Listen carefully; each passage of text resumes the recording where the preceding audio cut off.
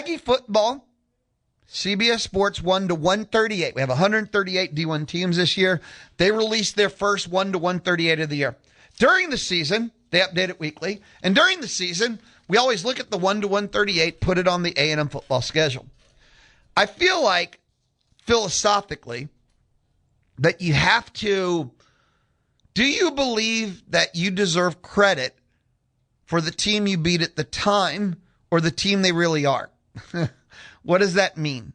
Let's say you play the number one team in the country in week 1. You beat them. They end the year at 4-8. Did you beat the number one team in the country? Do you deserve credit for the number one team in the country? You beat a team that's ranked 7th in the country in week 5. They go on to finish 6-6. Did you beat the number 7 team in the country? I feel like by taking that meta look, the reality of what they are, you understand your own team even better. I'm not going to lie to you. Right? Whereas people go, no, they were 7. It's 7. It's 7. Even if they finished 2-10, it was 7. I don't think that's a reality approach. It gives you a misconception about your own team. If you beat 3 top 10 teams and none of them finished with a winning record, you didn't beat 3 top 10 teams. So, I think I've explained my, I want to say official stance, belief system on this, but so that's why I update it every week.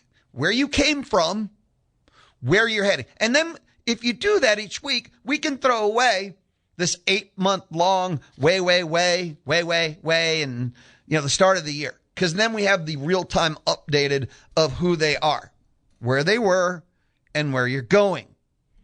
That's how I like to do it. So CBSSports.com, that's the one I use. Just pick one and go with it. Is one better than the other? Not really, right? They're trying to rank 138 teams where we can't even get polls to get 25 right. But they're as good as any. According to them, Texas A&M is 11. First time I've seen A&M kind of out of the top 10. I think there might have been another one. I am of the belief system that A&M's 8, 9, 10. We can argue about the order. 8's good with me. Please no worse than 10. CBS Sports went 11. Directly in front of them are 3 teams, and always look at in front and behind. Texas Tech 8. Look, their schedule puts them in the top 10. So we don't have to squabblize over Texas Tech for the 100th time, do we? Oklahoma 9, LSU 10. I can put A&M in front of both. I have said, and this will be the 3rd straight day, so even I'm getting tired of this. I cannot put LSU in the top 10.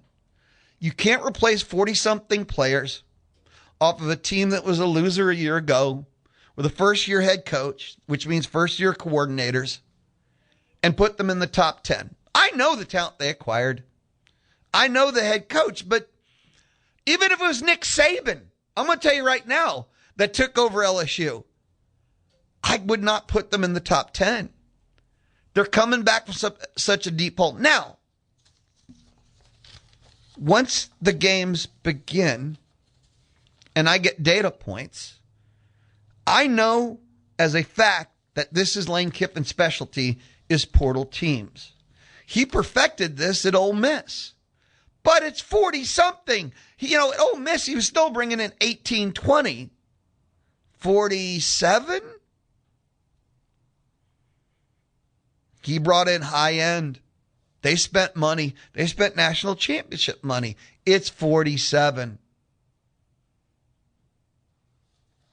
So, and this is supposed to be pre. Again, if any of these polls ever told me where you think they'll end the year, I could not make these statements, these arguments, these concepts. To start them in the top 10, no. If you tell me you think they'll end the year in the top 10, how can you ever argue with any poll that tells you that, to be honest with you? You could say I don't see it that way, but it's their poll and that's where they think they end. You understand the difference, right? So, A&M at 11 according to CBSSports.com. Okay. I think when I look at the 3 in front of A&M, OU, LSU, I would buy Marcel before I buy John Mateer. But between the two teams, you realize the only thing that's a fact is OU's defense. A&M secondary is a fact. I need to be clear. Hold on now. There's two facts. OU's defense will be a top 5 in the country. Like, no worse than top 10, but they're top 5 D. Their D is going to be insane. Their D is going to carry them. So that's a fact. A&M secondary is a fact, but that's just 1/3 of the defensive side. Because their D-line's not a fact. Linebacker's not a fact. I know the players. I know the options. I know it's Mike Elko. I know their solutions. Every question that we can present heading into the season, the beautiful part of A&M is there's an answer. We just need to see it. That's one of the really cool things about Aggie football 2026. For every question, there's actually an answer. There's no wishful thinking.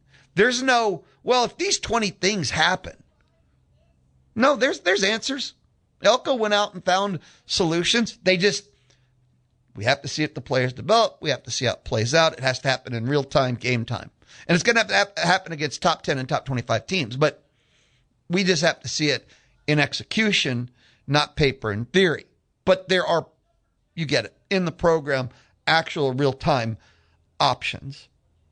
But OU's defense is, but would you buy Marcel Reed or John Mateer? I'm going to ask that next week, by the way, of all the national and regional guys that come on. And I do mean like Mitch and Braden. Brett Ciancia is going to be back. Pick 6 previews. I'm going to ask all of them. Who would you rather have? Because the OU A&M, which one of them should be your CFP pick? Which one of them deserves to be in the top 10? Which one of them deserves to be 11? Between A&M and OU, which quarterback? Even though the OU defense, again, top 5, super elite, scary. Now, 1-138. Nah, that's something else, too. I swear, no matter how much SEC college football, every year I have to read how many teams are in D1. And we've had this surge of teams running to D1 because of the money that's being paid out. There are teams in D1. There's always been teams that are mutts in D1. That's fact, reality. But it's gotten so much worse because of the free, quote-unquote, money now. Like Sam Houston State, God bless the Bearcats, should never be in D1. Money. And then with super conference realignment and the reshuffling, conferences, and I mean mid-tier, no, just some of the G6 lower end just needed bodies so they could stay as a conference. So when Charlotte, Sam, Middle Tennessee, Georgia State, Sacramento State, there's just some really ugly in D1 right now. There's always been ugly, but real ugly? Is that a new, do I have a new tier? Ugly, but real ugly is the new tier? I'll go with your bottom 5 real quick before we jump to A&M schedule, but Charlotte's 138 out of 138. UMass, keeping it real. It doesn't matter how many teams we have in D1, but they're going to be in your bottom 5 at all times. UMass is 137 out of 138. Sam Houston State is 136 out of 138. This is a program that was contending for D2 natties, but they're content to be one of the 3 worst in D1s for the money. Ball State's 135 out of 138. Middle Tennessee contending for natties, 5 worse. Oh, give them time, though. They'll build. No, they're not. And there's Georgia State, 133 out of 138. Sac State, 132 out of 138. The end. And it just makes me sad. I know. I get it. The money they get for their share for all that pays for the entire athletic department, but football pays the price at those schools in a very hard and realistic way. So, the A&M football schedule, according to CBS Sports 1-138. This will be no shocker. Not a great variance from what we saw on the coaches' side of thing. Coaches poll. A&M still faces 6 ranked teams. There's just an extra top 10. According to the coaches, it was 2. Well, CBS Sports put LSU in the top 10, so now it's 3. LSU's at 10 exactly. Texas 4.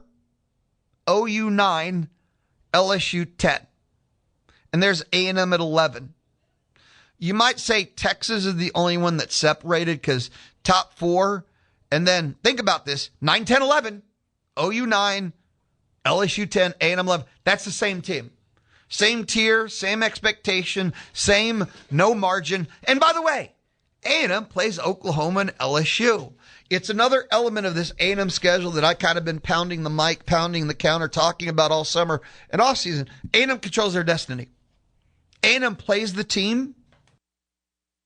A&M plays the teams that they will fight for that last spot in the playoff out of the SEC or next to last. There's going to be a pool of 4 teams for the 2 slots, maybe 5 out of the SEC for the last 2 slots. And A&M's in that pool. Because, okay, barring injuries, barring unforeseen epic failure implosions, slot 1 and 2 are Georgia and Texas, some order. Then what are slots 3 and 4? Well, OU, LSU, A&M, Alabama, and who's the mystery team that we never expected because there always seems to be one? That's the pool for slots 3 and 4. A&M plays OU, LSU, Bama, and even that Tennessee. A&M goes 2 and 1 against the pool, 3 and 0 against the pool. You control your destiny. You don't need some stupid committee. Yes, it means their schedule's hard. It means the schedule's kind of brutal. But can I call this a informal, unofficial, you can answer yourself if you don't want to answer me? Would you rather control your destiny or not play the pool, pad with easy dubs, and then let the committee explain it to you? And what I just asked is kind of the crux to the problem with the SEC versus the Big Ten. With a committee that only looks at wins and losses, the obvious answer would be don't play the pool and then get 11 wins. But then Vanderbilt got left out at 10 wins, whereas Texas seemed like they had a better chance at 9. But with the committee having no consistency, any answer is our best guess, and the committee changes every year. What are you saying, Lou? That's the problem. But what would you rather do? Personally, fight. Control your destiny. Now, you don't have a choice in 2 of them. You get Texas, LSU, but Texas is in the pool. They play OU. They play LSU. They play Bama this year. And A&M. I think that's, let's just say unofficially, that's the 4-team pool fighting for the last 2 slots. A&M can beat them all. Hey, good night, Gracie. And get a first-round bye if you go 3 and 0 against the pool, right? I like that. Now, when we come back, we'll look at the entire A&M football schedule against the 1 to 138. Perspective. We can look at what the mid-tier looks like and more. But the reminder. The ticket booth is open thanks to Dixie Tire Company. We're doing roll call. Only do it 3 or 4 times a year. You text me your name. You text me, how are you listening? By the way, the how. Zone 1150 AM, 93.7 FM. The free Zone app. Maybe you're listening, radioagland.com. Maybe you're listening by telling Alexa, play Zone 1150. There's other options too. Name, how you're listening, where you're listening. You're registered. For what? Oh, to win a $50 gift card to Rudy's Barbecue. Because it's lunchtime on the Louie Bellina Show, and lunchtime is thanks to who? Rudy's Barbecue. It is Tuesday. It's the Louie Bellina Show on the Zone. Listen to the Houston Astros on the Zone, thanks to Kelly Berdozer. Is your air conditioning not keeping up with the brutal heat we have every summer? It's not just this summer. You don't have to sit there and hope, pray. You don't have to sit there and suck it up. You don't have to sweat it at all. You can call Still Creek Mechanical at 979-595-4253. You can go online and set up a AC consultation, stillcreekmechanical.com. Stillcreekmechanical.com. And you know what? They have this offer. They have a deal. If you mention Louie Bellina, if you mention Louie Bellina Show, mention the Zone. $100 off of repairs. Call Still Creek Mechanical. Go to the website for Still Creek Mechanical. They fast repairs. They routine maintenance. They can do the whole brand new system. And it's $100 off if you mention the Louie Bellina Show, Louie Bellina or the Zone. call 979-595-4253 or go to stillcreekmechanical.com. stillcreekmechanical.com. We're looking at the Aggie football schedule, the 1 to 138 from CBS Sports.com. And in season, we do it once a week. I think it's an update. It's a real-time look at where A&M came from, what's ahead of them, versus, but they were X at the time. I've never been a big fan of X at the time, because if you're ranked 4 in the country at the time and you finish 5 and 7, that wasn't the number 4 team in the country. That's just always my approach. So A&M opens the season against Missouri State. Not applicable rankings. Arizona State, number 41. Kentucky's 55. And to be fair, I think 55 is I say generous, not as in a what the chuck kind of aspect, but Will Stein and his public comments have earned Kentucky a lot of respect. I think it was Monday, I saw an article already about high expectations or raised expectations. And it's just all based on his public comments. Seriously. And why not? Because he exudes confidence. He's got that aura of confidence. Now, did he get the money? Did he get the players? And you know, when Mark Stoops was there, Kentucky was they almost beat Texas. They almost won like 2 other games, but their offense was so horrifically inept. Now they got an offensive coordinator, Oregon, his pedigree, his family tree influence is incredible. Will they play enough defense that the fact he's bringing the offense, they can win the almost and be 6-6 and go to a bowl and, drink some beer and champagne the next year? Isn't that the $1 million question? So Arizona State 41, Kentucky 55. All right, end of the first month. At LSU, they got LSU at 10. No. Put them even at 11. It's one spot, but to put them preseason top 10 is no for me. A&M 11, LSU 10. Which team puts it together first? A&M, 4 new O-line, rebuilt front 7D. LSU, 47 new players, new head coach, new quarterback, new coordinators.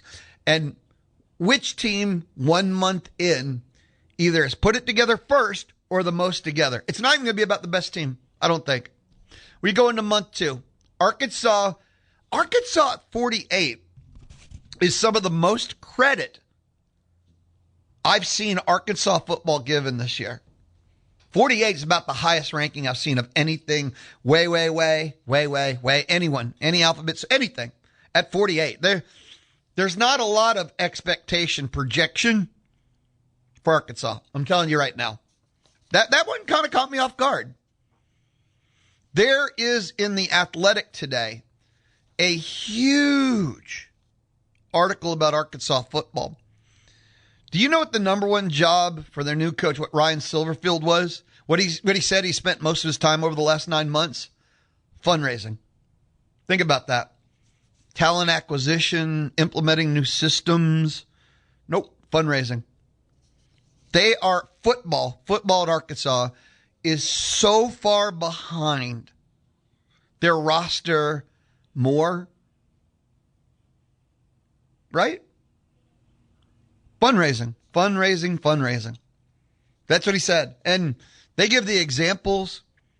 They comment that Tyson is involved quite a bit, like they're patching things. And the white whale, the number one dream is to get Walmart money. That would be their version of Nike for Oregon. They say that outright in the article. It was a fascinating read, which you're like, Arkansas football? It's college football, man. It's SEC football. So, A&M football schedule 1 to 138. Arizona State 41, Kentucky 55. There's LSU end of the month 10. I think it's the first test of the year. I don't think it's the final test. Yesterday, Olin and I asked, what's the one must-win game of the year? When you have a schedule like A&M's, I don't know what the must-win will end up being defined as if you suffer 2 losses. Every game after that is must-win because you can't take the third. I know that's not an answer people like. That's the reality element. If A&M reaches 2 losses in season, every single game after that will be the must-win game. But taking it in the spirit it's asked, I have Alabama, but we're not there yet. All right, after Arkansas, 48, at Columbia, Mizzou, Tigers, drink, 23. Top 25 team. And at that point, it'll be the second projected top 25 team the Aggies will square off. Then you get Citadel, doesn't count. End of the second month, Tuscaloosa, Bama. I think that's the single most important game of the year, or the must-win game of the year. I explain. If you beat LSU, I don't think that you can afford to lose to Bama, lose all momentum heading into the November stretch. What's the November stretch? At South Carolina shouldn't be brutal, but never forget last year. It's Tennessee at OU, Texas. Do you enter that month dropping your first game of the year, dealing with that mentally, losing your momentum, losing at Bama? I don't want to. I don't want to figure out. I don't want the coaching staff having to deal with that heading into that.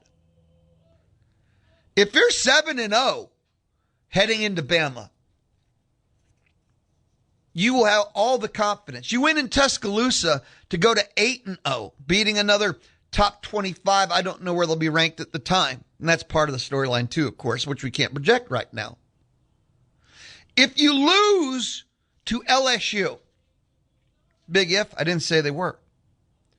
You can't take your second loss to Bama going into that last month. It becomes the most important game of the year. Because do you want to have to, and know it, the pressure that just built up, you failed the only two tests you had, and you still have the November schedule. You know you can't take the third loss, and you still have the November schedule. No, I have Bama as that game. I do.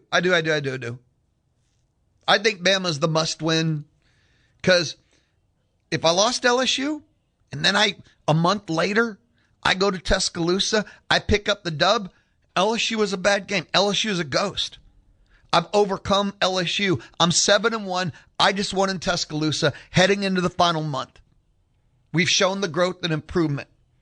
You can't talk about LSU anymore, basically. Whereas LSU was the top 10 toughest game. We still have lost our only top 10 game. We've lost our toughest game. And Alabama erases all of it heading into the final month.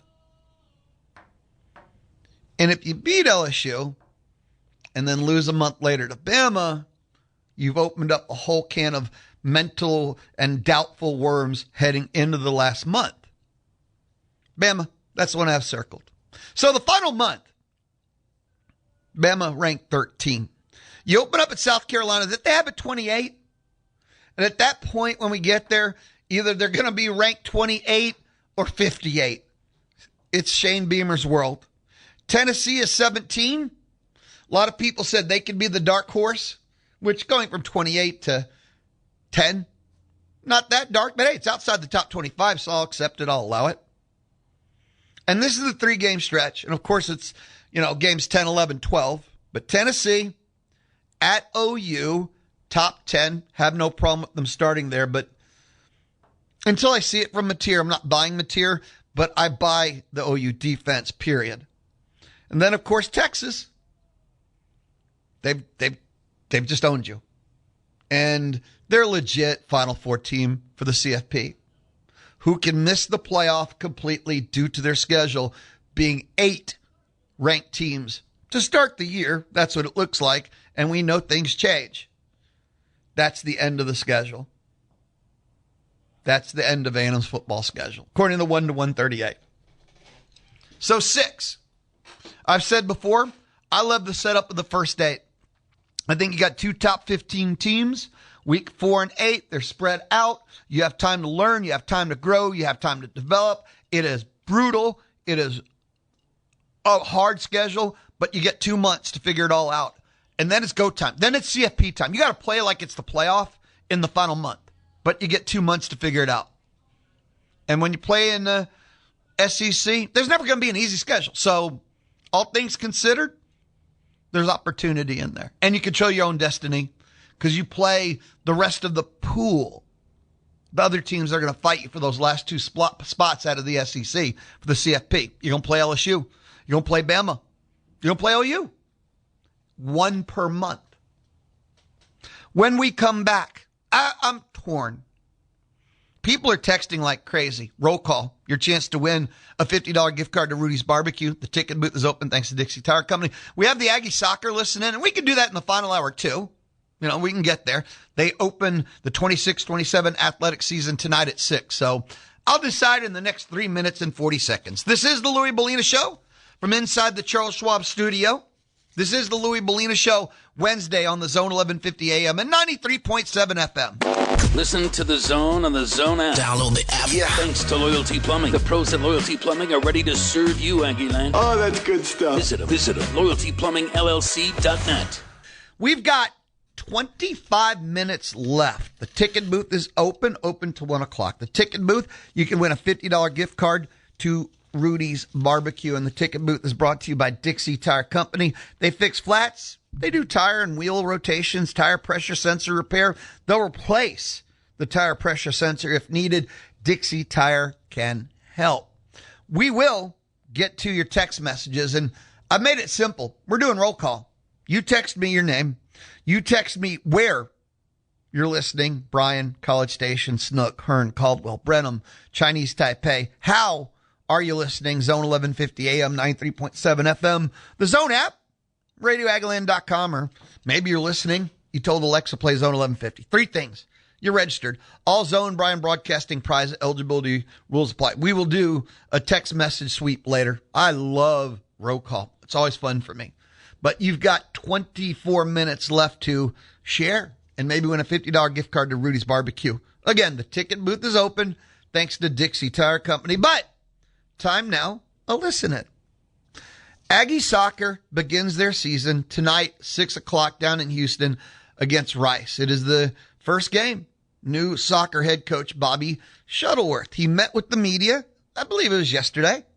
And, well, here's what he had to say. Coach, you talked about not the kind of start you wanted. So how do you emulate that in practice, or how do you go about correcting that? Yeah, I think, obviously we watched the game back, and there are some things that we did really well, and then obviously things that we needed to work on. So trying to use these next 2 days, obviously we got to be pretty light going into Wednesday, but tried to use today to work on some of those things, and then tomorrow will be, again, pretty light, and then ready to go on Wednesday. And had a good video session before, so using that as well. What did you learn about your team through the first 2 scrimmages or exhibitions?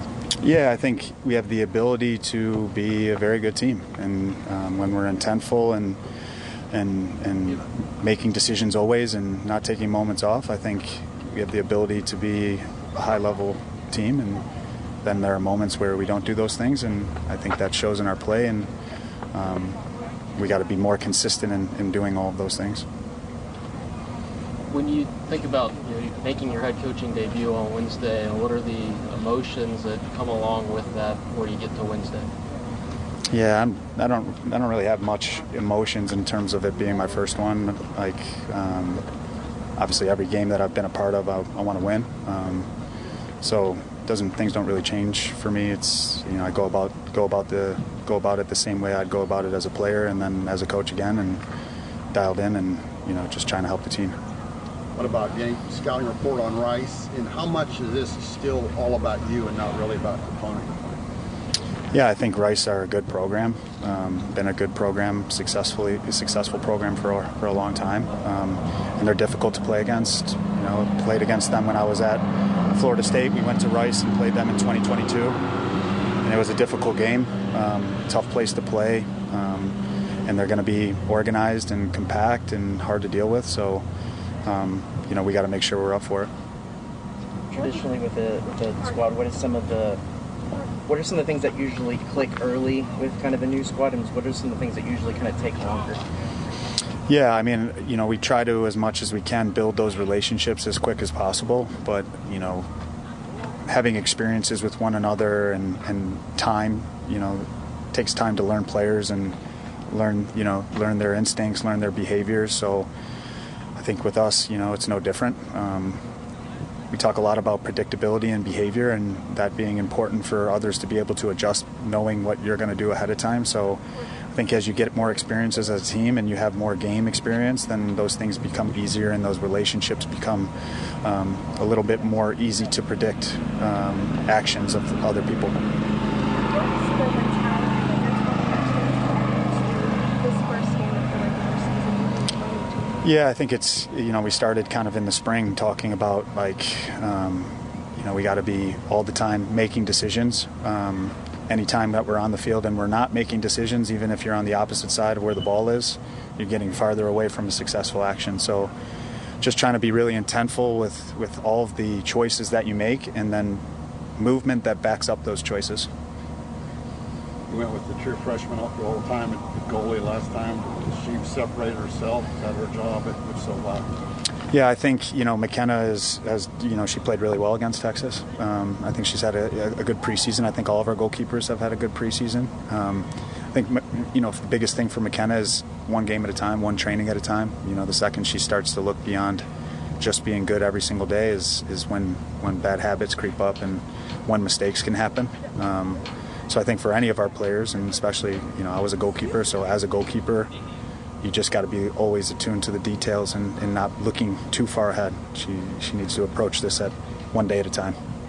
I asked you about your exhibition matches. Did you inherit all this non-conference matches, and are these matches you feel going to prepare you for what's ahead? Yeah, I think so. I mean, obviously we got 13 new players, so I think any games right now are going to bring our group closer together because they've not had that many experiences playing with one another. We've only had three weeks or so of preseason, so it's a lot of new players, a lot of learning new people and navigating new relationships and different styles of play. So I think any games right now that we can play together is going to bring the group closer and get them knowing each other a little bit more.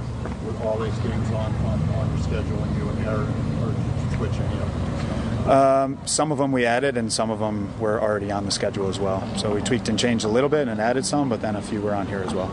You're going to do that based on who you got coming back or whatever, possibly, when you do your schedule, or since this is new for you as well. Yeah, I mean we've pretty much got the 27 schedule in place. So it's looking for games that we think are going to challenge our team and the right balance for us, and then obviously trying to, as much as we can, put our team in a position to be successful and feeling good going into match days. When it comes to your back line, are you a kind of coach that likes to sit with 1, 3, or 4 in the back, or is it one that you can look at what their attack looks like and you can tweak that? Which kind of way do you run? You mean changing formation? Yeah. I think it'd be nice if we have multiple shapes that we can play. We've not had a long time together, so my biggest thing is we want players that are not thinking too much and just playing, so they know what their jobs are and solving the game, and then they know what their next jobs are. So we're going to continue to look at our team and what suits us the best and suits our personnel best, and as we get to know our players more, where do the puzzle pieces fit. But it's not we won't be changing a ton from game to game. We feel as if we got good players and we want to play a certain way, and if we can do that well, then we feel like we can put ourselves in a position to be competitive in every game. You mentioned a lot of newness on the team. Who on the field or off the field are you leaning on to kind of cultivate the culture in the team?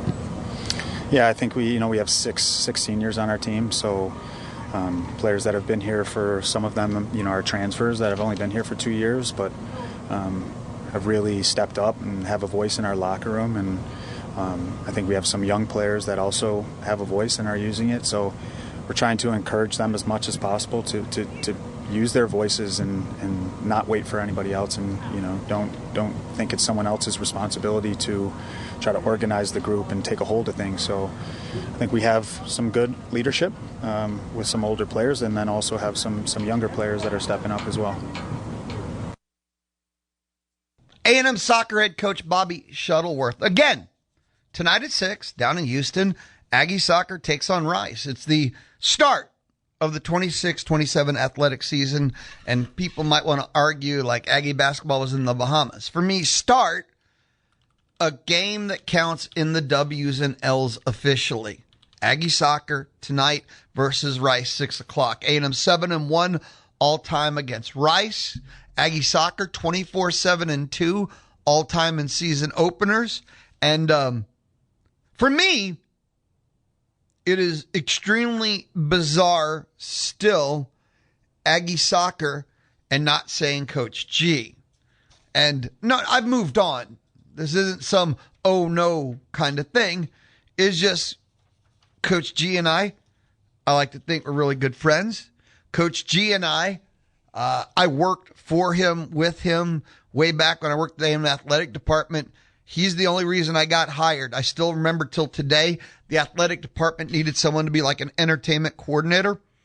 I worked with several programs, but the first gig, the most important, was kind of like updating and modernizing Aggie Soccer in-game music and presentation. Coach G had a vision. And I was like kind of full-time, part-time at the radio station. And someone told me to interview for that A&M gig. And I'm there with Mike Caruso, father of Alex. Mike Caruso is one of the greatest people I've ever met in my life. And I don't know what percent into the interview. And I told you, the soccer gig was something they were really fixated on. Coach G walks in. And he only had like 3 questions. You know, it was clear what he wanted. And I was like, yeah, sure. I'm like, well, of course. And it was like, all right, let's go. And that was it. Coach G is responsible for getting me into play-by-play. For those of you that hated me doing play-by-play, you can blame him for all of it, by the way. Because Aggie Soccer wanted to be on the radio. And, you know, they're winning championships left and right. Big 12 tournament down in San Antonio. And he approached me one day and he said, hey, can we put like the Big 12, tournament on the radio? He knew I was the program director for the zone. And I went, well, we can't accrue cost. We can't do money losing. So if there's like a fund for paying the talent and a board op, which is very minuscule, then it's just about, do we have the opening? He said, here's the schedule. And I looked at him, the zone is free at those times. And he goes, how much is the cost? And he looked at it and went, well, we have the booster club, all legal, all NCAA approved. And I said, let's do it. I go, who are you going to get to call it? And he just looked at me and he said, well, you're calling the games. And I went, wait, whoa. I've never done play-by-play, let alone maybe one of the hardest play-by-play gigs in the world is soccer, right? And he's like, wait a minute. You're telling me that you work in radio, you're at every one of our games, and you can't call the game. And the way he said can't, and this is G's a head coach. He is a coach. And he's looking at me and he said can't, right? And without a hesitation, I go, well, I guess I can. So here I am. And I think it was 4 days notice. Maybe it was 6. And I'm doing my first play-by-play gig from San Antonio, I don't know, Rose Blossom Stadium. And it's soccer. That was the power of G. And I could spend another hour just telling you the story of that first broadcast. We'll say that Fox Sports, and that's the old cable network, was never the same, having me at the top of my lungs right next to him. Matt Simon was there. He's a witness. And I just remember going, how am I doing? I go, it's simple. He goes, I think you're doing great, but I think everyone in the press box hates you. I don't think he used those words. I paraphrased, but because let's just say I'm loud. I'm loud in the Charles Schwab studio during the Louie Bellina show. I'm loud when I call the games. I get excited. My broadcast style is, go all in and, it's fun. It's awesome. But yes, you talk to play-by-play people in their life, and I'm telling you right now, probably 3 out of 100 will go North America. How's that? We'll tell you that soccer was their first play-by-play gig, and that was G. He gave me that shot to be the PA and entertainment guy at soccer, which led to the softball for 28 years, my involvement with Aggie Soccer and the friendship and travels that meant, and my friendship with G. Hello, hi. And my first ever play-by-play gig, which led to me doing Bryant High for a couple of years and like 22 years of calling Aggie softball. And so the Aggie soccer season begins tonight. I hope Bobby Shuttleworth wins 20 national championships. 21. But it still takes me a second. Not the legend. Coach G founded Aggie Soccer, won so many championships. So I still have to pause. I'll move on. But I thank Coach G. And to spend this summer with him, with the World Cup Thursdays, was awesome and epic. I'll be right back. Man, we got to wrap up the lunch. Time flies. when you just hang out, have fun, talk sports. And that's the whole point of the Louie Bellina Show, presented by CC Electric. They do free estimates. They have military and veteran discounts. That's CC Electric. It's the Louie Bellina Show on the Zone 1150 AM and 93.7 FM. Listen to Aggie football every game, every play. Come on! On the Zone 1150 AM and 93.7 FM.